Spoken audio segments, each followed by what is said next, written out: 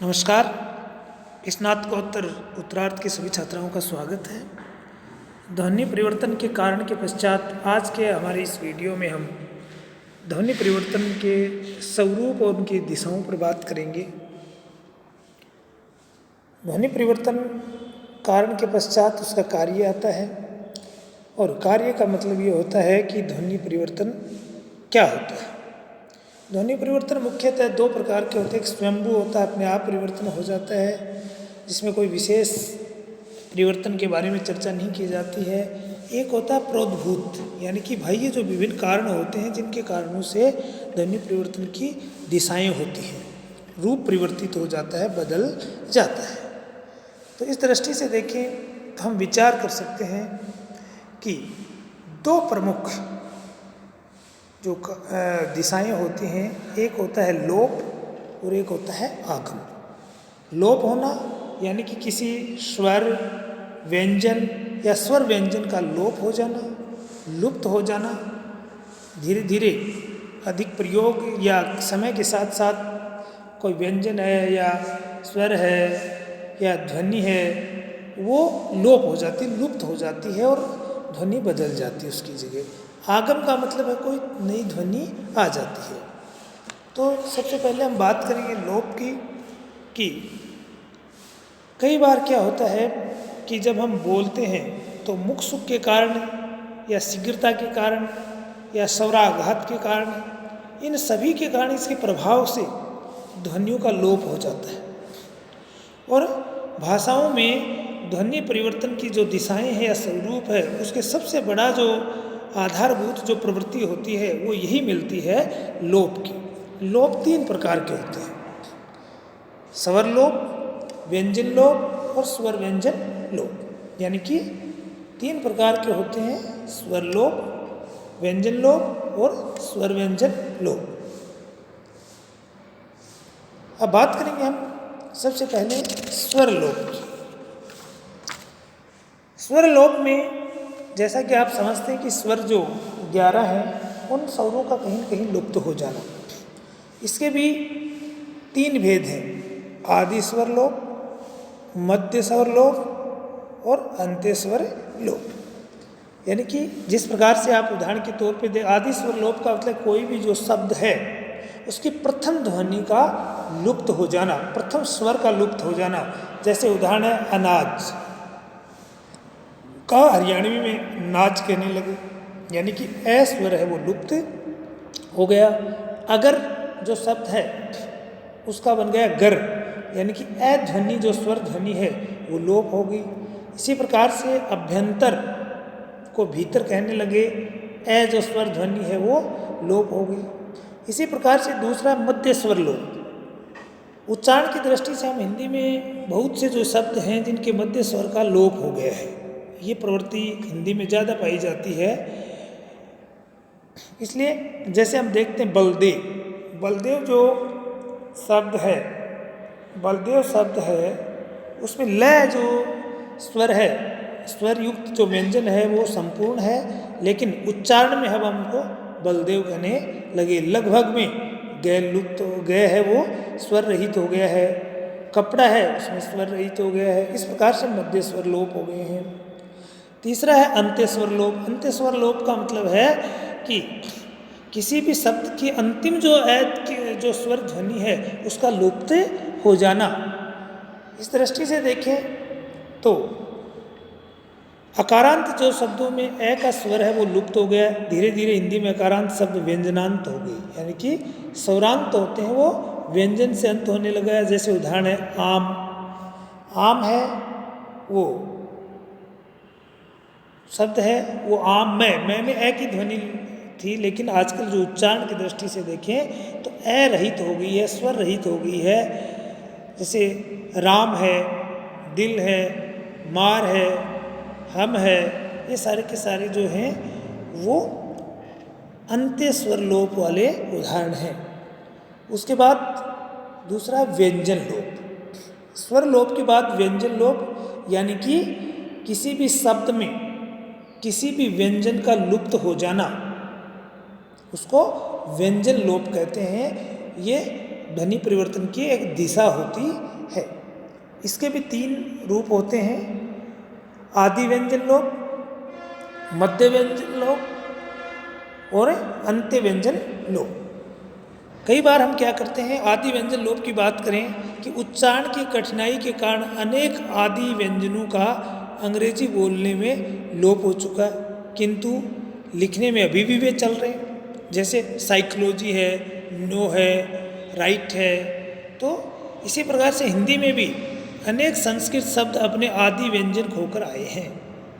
जैसे स्थाली, उदाहरण दे रखा है स्थाली, यानी कि स्थाली का थाली बन गया, शमशान का मशान बन गया, स्थान का थाना बन गया, स्कंद का कंधा बन गया। तो ये इस प्रकार से व्यंजन जो लोप है, आदि व्यंजन लोप हुआ है। मध्य व्यंजन लोप की बात करें तो जैसे घर द्वार है, घर बार हो गया, है ना, प्रिय का पिया हो गया, सप्त का सात हो गया, क्रम का काम हो गया, कोकिल का कोयल हो गया। इस प्रकार से मध्य व्यंजन लुप्त हो गए। अंत्य व्यंजन की जब हम बात करें तो इसके उदाहरण बहुत कम मिलते हैं वैसे तो, लेकिन हिंदी में अगर हम बात करें तो कोई थोड़ा बहुत, जैसे कहीं न कहीं कोई इस प्रकार का परिवर्तन मिलता है, अधिक मात्रा में इसका परिवर्तन नहीं मिलता कि अंतिम जो स्वर है उसका लुप्त, व्यंजन है उसका लुप्त हो जाना। दूसरा है, अगला परिवर्तन है स्वर व्यंजन लोप, यानी कि पहले हमने स्वर लुप्त की बात की, व्यंजन लोप की बात की, अब स्वर और व्यंजन दोनों का संयुक्त रूप से लुप्त हो जाना, उसको हम कहते हैं स्वर व्यंजन लोप की ध्वनि परिवर्तन की दिशा। आदि स्वर व्यंजन लोप, इसके उदाहरण ज़्यादा नहीं मिलते हैं। 2 एक उदाहरण, जैसे नेकटाई है, उसका टाई बन गया। आदित्यवार है, आदित्यवार जो शब्द है उसका इतवार बन गया, आज उसको हम इतवार कहते हैं। मध्य स्वर व्यंजन की बात करें तो इसमें भी ज़्यादा उदाहरण नहीं मिलते हैं, लेकिन जैसे फलाहार का फरार बन गया। इस प्रकार से छोटे मोटे परिवर्तन इसमें भी मिलते हैं। अंत्य स्वर व्यंजन लोप की बात करें तो इसमें जैसे माता का माँ हो गया, नीलमणि का नीलम हो गया, मोक्तिक का मोती हो गया, निम्बुक का निम्बू हो गया। इस प्रकार के परिवर्तन इसमें मिलते हैं।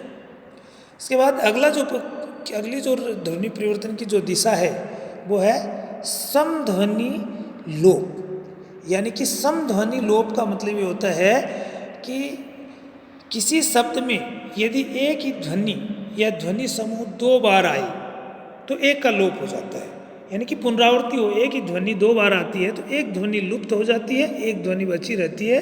इस परिवर्तन की दिशा को हम समध्वनि परिवर्तन कहते हैं। वस्तुतः एक स्थान पर 2 ध्वनियों का उच्चारण असुविधाजनक होता है तो आप मान दें, अतः एक को छोड़ देते हैं और दूसरे का उच्चारण हम करते हैं। जैसे नखकटा, नखकटा, नखकटा जो उदाहरण है वो, इसमें कै 2 बार आया, उच्चारण में जोर आता है इसलिए इसको क्या बना दिया, नकटा। खरीददार, खरीददार जो शब्द है उसमें दै 2 बार आ गया तो इसका बन गया खरीदार। तो इस प्रकार से समध्वनि में परिवर्तन हो गया, यानी कि 2 समान ध्वनियाँ हैं, वो ध्वनियाँ, एक ध्वनि लुप्त हो गई, एक ध्वनि प्रभावशाली रह गई। इसको हम कहते हैं समध्वनि परिवर्तन की दिशा। उसके बाद पहला था स्वर लोप, यानी कि स्वर लोप, व्यंजन लोप और स्वर व्यंजन लोप। इसके बाद आ गए आगम। आगम का मतलब है आना, यानी कि कोई भी शब्द में किसी नवीन ध्वनि का प्रवेश करना या नई ध्वनि का आगमन हो जाना, उसको कहते हैं हम आगम। ये लोप का विपरीत होता है, उल्टा होता है, क्योंकि लोप में कोई ध्वनि लुप्त होती है और आगम में कोई ध्वनि आ जाती है, नई ध्वनि आ जाती है। उच्चारण की सुविधा ही इसके प्रमुख भेद है, यानी कि उच्चारण की सुविधा की दृष्टि से लोग इसको स्वीकार करते हैं। लोप की भांति इसके भी विभिन्न कारण हैं, जैसे आदि सौरागम, यानी कि किसी भी शब्द के प्रारंभ में किसी नए स्वर का आगमन होना, उसको कहते हैं हम आदि सौरागम। जैसे हम स्कूल बोलते हैं, स्कूल, उसमें स्कूल आ गया, स्टेशन है उसको स्टेशन आ गया ना, स्टूल का स्टूल, स्टूल स्टूल हो गया। स्नान का स्नान हो गया। स्नेह का स्नेह हो गया। इस प्रकार से जैसे स्कूल में ई आ गया, स्टेशन में ई आ गया, स्टूल में ई आ गया, स्नान में ए आ गया, इस प्रकार से स्वर का आगम होकर के ध्वनि परिवर्तन हो गया। ध्वनि परिवर्तन की एक दिशा निश्चित हो गई। मध्य स्वरागम, मध्य स्वरागम का तात्पर्य है कि किसी भी शब्द के बीच में किसी स्वर का आगमन हो जाना, यानी कि मूल व्यंजन की तुलना में स्वस्थ व्यंजन के उच्चारण में कठिनाई होती है। इसीलिए बोलने की सुविधा के लिए, अच्छाई के लिए कभी कभी बीच में स्वर लाकर स्वस्थ व्यंजन को तोड़कर दो में विभक्त कर देते हैं, स्वस्थ व्यंजन को तोड़ करके अलग अलग कर देते हैं। ऐसे शब्द पूर्वी उत्तर प्रदेश के लोग आदि स्वरागम द्वारा बोलने के लिए आसान बनाते हैं। क्षेत्रीय लोग, पंजाब के लोग भी प्राय उन्हें मध्य स्वरागम द्वारा आसान बना लेते हैं। जिन लोगों ने पंजाबियों को सुना है वे देखते हैं जैसे स्कूल, स्टेशन, सेंट्रल, स्नान, स्प्रिंग, जो राजस्थान से हमारी जुड़ती हुई सीमा हरियाणा है उसमें भी इसी प्रकार का प्रयोग किया जाता है। इसको हम मध्य स्वरागम कहते हैं। इसके बाद है अंत्य स्वरागम, यानी कि अंत में किसी नवीन स्वर का आगमन हो जाना। किसी भी शब्द में किसी नवीन स्वर ध्वनि का किसी शब्द के अंत में आ जाना उसको कहते हैं अंत्य स्वरागम। यह प्रवृत्ति भी बहुत कम मिलती है क्योंकि अंत में स्वर का आगमन कम होता है हिंदी में। फिर उसके बाद हो गया सम स्वरागम। सम स्वरागम का मतलब है कि आगे विशेष परिवर्तन में इसकी चर्चा करेंगे, लेकिन सम स्वरागम का सीधा सा अर्थ है कि समान स्वर का दो बार आना, यानी कि समान स्वर है और उसका भी दोबारा आ जाना। ऐसे परिवर्तन की दिशा को हम सम स्वरागम कहते हैं। उसके बाद दूसरा है व्यंजनागम, यानी कि व्यंजन का आगमन। व्यंजनागम का मतलब है कि किसी शब्द में नवीन व्यंजन ध्वनि का आगमन हो जाना या आ जाना, उसको हम व्यंजनागम कहते हैं। इसमें वही परिवर्तन की दिशाएं हैं आदि व्यंजनागम, मध्य व्यंजनागम और अंत्य व्यंजनागम।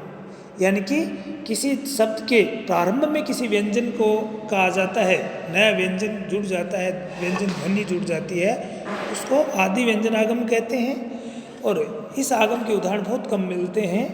दूसरा मध्य व्यंजनागम है, वो किसी शब्द के बीच में किसी व्यंजन ध्वनि का आगमन हो जाता है तो उसको मध्य व्यंजनागम कहते हैं। इसके उदाहरण बहुत ज़्यादा मिलते हैं, जैसे आप उदाहरण के तौर पे इसमें देख सकते हैं जो दिए गए हैं कि सुनर सुंदर, प्रण प्रण, सुनरी सुंदरी, वननर बंदर, ये विविध जो शब्द हैं उनके अंतर्गत नवीन व्यंजन का मध्य में आगमन हुआ है। अंत्य व्यंजनागम का मतलब है कि किसी शब्द के अंत में किसी नवीन व्यंजन का आ जाना। इसमें हम उदाहरण के तौर पे देखें, जैसे चील है चिल्ले है, कल है काले है ना, ये परिवर्तन की विभिन्न दिशाएं हैं। उसके बाद अगला है स्वर व्यंजन आगम, यानी कि स्वर और व्यंजन दोनों का आगमन होना। इसे आदि में जैसे गुंजा उसका घुंची बन गया, मध्य में जैसे खल है उसका खरल बन गया, आलस का आलकस बन गया, आलसी का आलकसी बन गया, जेल का जेहल बन गया, लाश का लहास बन गया। इस प्रकार से परिवर्तन की दिशाएं हुई। उसके बाद अगली जो दिशा है वो है विपर्य। विपर्य का मतलब एक स्थान से दूसरे स्थान पर चले जाना, बदल जाना, अपना स्थान परिवर्तन कर ले। इसमें अगर देखें तो अंत्य यानी कि जो बदल जाना, इसमें किसी भी शब्द के स्वर व्यंजन या स्वर व्यंजन एक स्थान से दूसरे स्थान पर चले जाते हैं और दूसरे स्थान वाला पहले स्थान पर आ जाता है। जैसे उदाहरण के तौर पे अमरूद है, उसे भोजपुरी में अरमूद कह देते हैं, यानी कि परिवर्तन हो गया, मैं और रह व्यंजनों का एक दूसरे का स्थान ले लिया। उसके बाद स्वर विपर्य, यानी कि स्वरों का एक दूसरे स्थान पे चले जाना। पार्श्ववर्ती स्वर विपर्य और दूरवर्ती स्वर विपर्य, यानी कि कुछ तो पास के जो स्वर होते हैं वो स्थान बदल लेते हैं, और दूरवर्ती स्वर विपर्य का मतलब है कि दूर दूर होने के बावजूद भी अपना स्थान बदल लेते हैं। जैसे उदाहरण के तौर पे आप देख सकते हैं कि कुछ का कछु, अनुमान का उन्मान, ये दूरवर्ती उदाहरण है। व्यंजन विपर्य की बात करें, व्यंजन विपर्य की बात करें तो हम देखते हैं कि जैसे पार्श्ववर्ती व्यंजन विपर्य चिन्ह है, चिन्ह, चिन्ह है हो गया। ब्राह्मण, ब्राह्मण हो गया, यानी कि है उसमें न की जगह आ गया, न है की जगह आ गया चिन्ह में, इसमें मैं है की जगह आ गया और है की ब्राह्मण में की जगह आ गया। उसी प्रकार से दूरवर्ती व्यंजन विपर्य है, इसमें अमरूद की जगह अरमूद हो गया, तमक की जगह तगमा हो गया, मुकलचा की जगह मुचलका हो गया, वाराणसी की जगह बनारस हो गया। ये दूरवर्ती व्यंजन विपर्य होता है, यानी कि दूर के जो व्यंजन हैं वो आपस में एक दूसरे का स्थान ले लेते हैं। इसको दूरवर्ती व्यंजन विपर्य कहते हैं। विपर्य का मतलब है एक स्थान से दूसरे स्थान पर ध्वनियों का चले जाना।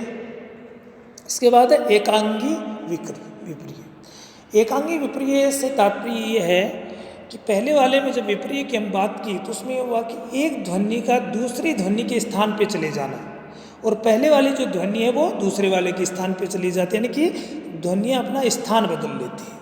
लेकिन एकांगी विपर्य में दो ध्वनियाँ अपना स्थान न बदल करके एक ध्वनि शब्द में दूसरे स्थान पर चली जाती है, लेकिन उसके स्थान पे कोई दूसरी ध्वनि नहीं आती है। इसको एकांगी विपर्य कहते हैं। यानी कि चाहे वो स्वर हो चाहे व्यंजन हो, अपना स्थान छोड़ करके दूसरी जगह चले जाता है, लेकिन उसके स्थान पे कोई दूसरा व्यंजन नहीं आता है। इसके भी हम भेद कर सकते हैं विभिन्न। ठीक, इसके बाद हम देखते हैं आद्य शब्दांश विपर्य। आद्य शब्दांश विपर्य का मतलब होता है कि कभी कभी दो शब्दों के आरंभ के अंशों में विपर्य हो जाता है। आरंभ जब शब्दों का होता है उसमें विपर्य हो जाता है, बदल जाता है। जैसे घोड़ा गाड़ी का घोड़ा गाड़ी हो गया, घोड़ा गाड़ी का क्या हो गया, घोड़ा गाड़ी हो गया, अंश बदल गया। बोलने में कुछ लोगों की ऐसी आदत सी पड़ जाती है जिसमें विभिन्न विद्वानों ने कहा कि लोग बोलने के आधार पर इसमें परिवर्तन कर लेते हैं। जैसे कड़ी किताब, बड़ी किताब, यानी कि जैसे चूल्हा चौका, चोला चुका, नून तेल, नेन तेल, ये पूरा का पूरा उसका बदल जाता है, पूरा अंश बदल जाता है। उसको आद्य शब्दांश विपर्य कहते हैं। अगले परिवर्तन की जो दिशा है वो समीकरण है। इसमें हम देखते हैं कि इसका तात्पर्य है कि सावर्ण्य, सारूप्य और अनुरूपता, ये भी इसको कहा जाता है। समीकरण के स्थान पर हम इसको सावर्ण्य, सारूप्य, अनुरूपता भी कह सकते हैं। इसमें एक ध्वनि जो होती है वो दूसरी को प्रभावित कर अपना रूप दे देती है, यानी कि एक ध्वनि जो मजबूत ध्वनि होती है वो दूसरे को प्रभावित कर देती है और अपने अंदर मिला लेती है, अपना रूप उसको प्रदान कर देती है। जैसे संस्कृत में चक्र से प्राकृत में चक हो गया, यहाँ कै ने रै को प्रभावित या समीकृत करके कै बना लिया। ठीक है, समीकरण मुख्यतः बोलने की सुविधा की दृष्टि से होता है। समीकरण दो प्रकार के होते हैं, एक व्यंजन का और एक स्वर का, यानी कि दोनों के फिर भेद कर सकते हैं, एक पुरोगामी आगे जाने वाला और पश्चिमगामी पीछे जाने वाला। तो इस प्रकार से कई बार जो प्रभावशाली जो ध्वनि होती है वो अपने अंदर दूसरी कमजोर ध्वनि को मिला लेती है और उसमें ध्वनि परिवर्तन की दिशा परिवर्तित हो जाती है। इसके बाद इसमें हम बात करते हैं समीकरण के अंतर्गत सबसे पहले व्यंजन की। दूरवर्ती पुरोगामी समीकरण में अगर व्यंजन की बात करें तो इसमें ध्वनियाँ पास पास न रह करके दूर दूर रहती हैं। पहली ध्वनि दूसरी को प्रभावित करती है और उसका उदाहरण अधिक नहीं मिलते हैं। जैसे भरभट्ट हो गया, भ्रष्ट का क्या हो गया, भरभट्ट हो गया। पार्श्ववर्ती पुरोगामी जो समीकरण है उसकी बात करें तो इसमें ध्वनियाँ क्या होती हैं कि पास पास होती हैं और एक दूसरे के प्रभाव के कारण एक ध्वनि लुप्त हो जाती है। जैसे चक्र का चक हो गया, है ना, व्याघ्र का वज्ञ हो गया ना, लगन का लग हो गया, ये परिवर्तन उसमें हुआ है। दूरवर्ती पश्चगामी समीकरण भी होता है और पार्श्ववर्ती पश्चगामी समीकरण भी होता है, जो मिलता जुलता ही है।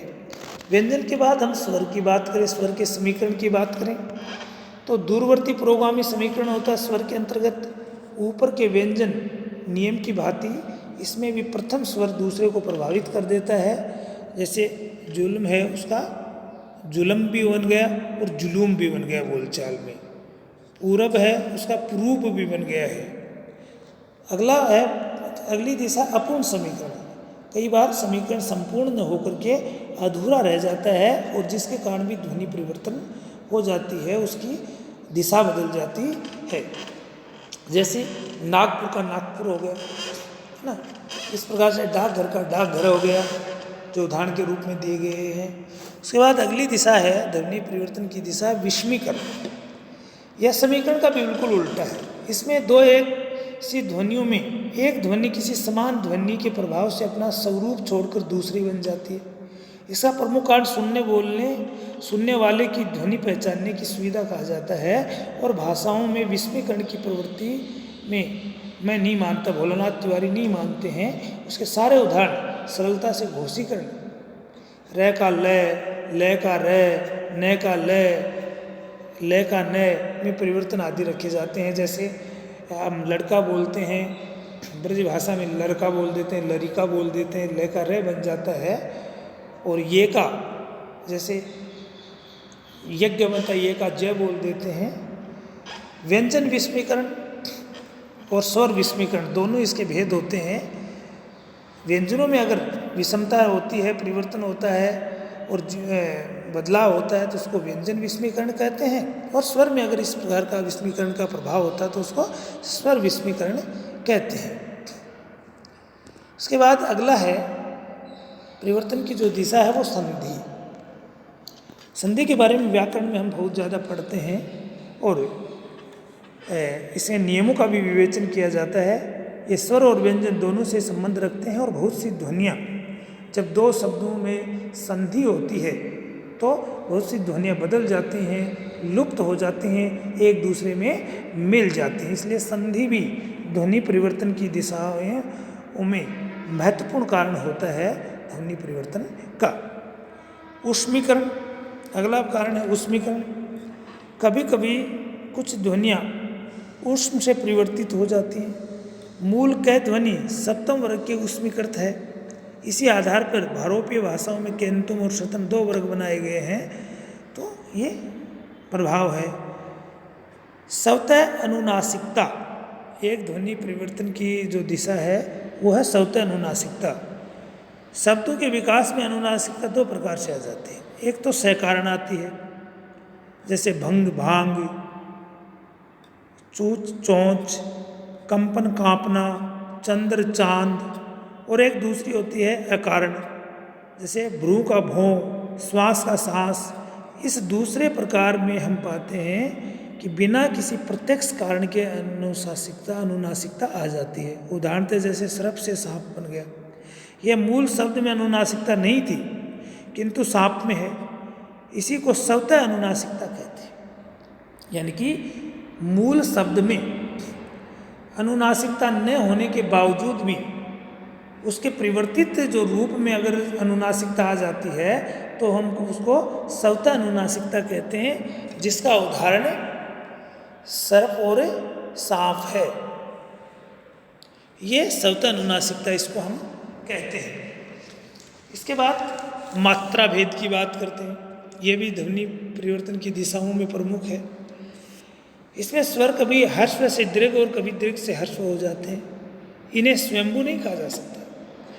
क्षतिपूर्वकता तथा स्वराघात, स्वर का आघात होना या किसी नुकसान की भरपाई करना आदि के परिणाम स्वरूप ये परिवर्तन होते हैं। इसके दो भेद हो सकते हैं। दीर्घ से हर्ष, इसको हर्षवीकरण कहते हैं, जैसे शून्य से शून्य, आषाढ़ से आषाढ़, आभीर से अहीर, आग्रत से अगस्त ऑफिसर से अफसर, आश्चर्य से अचरज और हर्ष से दीर्घ हो जाना, जैसे कंटक से कांटा, लज्जा से लाज, सपूते सपूत, अद्दे से आज, ये मात्रा भेद के कारण ध्वनि परिवर्तन की दिशाएं होती हैं। उसके बाद घोषीकरण। कुछ ध्वनियाँ, कुछ अघोष ध्वनियाँ घोष हो जाती हैं और ऐसा करने पर प्राय उच्चारण की सुविधा हो जाती है, जैसे साग का साग, कंगन का कंगन, कुंची का कुंजी, घोटक का घोड़ा। इसके कारण भी ध्वनि परिवर्तन की दिशा बदल जाती है। अघोषीकरण, अघोषीकरण का मतलब है कि घोष ध्वनियों का अघोष हो जाना, उसका जस्ट विपरीत है घोषीकरण का। इसके बाद महाप्राणीकरण, यानी कि कभी कभी अल्पप्राण ध्वनियाँ महाप्राण हो जाती हैं, जैसे वाष्प का भाप, प्रश्चित का बिच्छू, है ना। तो इस प्रकार से भी ध्वनि परिवर्तन की हो जाता है। उसके बाद अगला महाप्राणीकरण के कारण अगला कारण अल्पप्राणीकरण। अल्पप्राणीकरण का मतलब है कि कुछ शब्दों का महाप्राण का भी अल्पप्राण हो जाता है, यानी कि जो महाप्राण ध्वनियाँ हैं वो अल्पप्राण में बदल जाती हैं, जिससे ध्वनि परिवर्तन हो जाता है, बदल जाता है। इस प्रकार से ये विभिन्न ध्वनि परिवर्तन की दिशाएं हैं जो ध्वनि परिवर्तन के स्वरूप को निर्धारित करती हैं, जिसमें सबसे मुख्य जो परिवर्तन के कारण है वो आगम, लोप और आगम है। लोप में ध्वनि का लुप्त हो जाना, चाहे वो स्वर ध्वनि हो, चाहे व्यंजन ध्वनि हो, चाहे स्वर और व्यंजन ध्वनियाँ हो, और आगम में किसी नवीन ध्वनि का शब्द में आ जाना, चाहे वो स्वर हो, चाहे व्यंजन हो, चाहे स्वर और व्यंजन दोनों हो, चाहे वो आदि में आए, चाहे मध्य में आए, चाहे अंत में आए। इसी प्रकार से विपर्य ध्वनियाँ एक स्थान से दूसरे स्थान पर चले जाना। इसी प्रकार से विस्मीकरण। तो ये विभिन्न जो ध्वनि परिवर्तन के स्वरूप और उसकी दिशाएं हैं जो समय समय पर ध्वनियों को परिवर्तित करती आई हैं, और भाषा के स्वरूप में भी इनके प्रभाव स्वरूप कुछ न कुछ बदलाव अवश्य आया है। धन्यवाद।